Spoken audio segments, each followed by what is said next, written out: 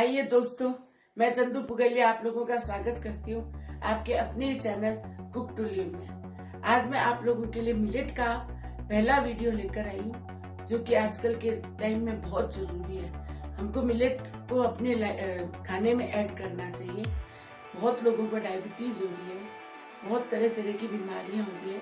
Millet सबके लिए बहुत अच्छा है। तो मैं ये मिलेट की खिचड़ी, उपमा, कुछ भी कहिए, और मैं कोशिश करूंगी कि इसकी रेसिपीज बराबर लाती हूँ। पहले से हमने थोड़े वीडियो कम कर दिए हैं, हम हफ्ते में 2 ही वीडियो लाएंगे, लेकिन मैं उम्मीद करती हूँ कि आप लोग ज़्यादा से ज़्यादा सब्सक्राइब करेंगे और बेल आइकन दबाएंगे, जिससे आपको नोटिफिकेशन मिल जाए कि किस दिन वीडियो आ रहा है, कौन सा, और आपका वो वीडियो मिस नहीं।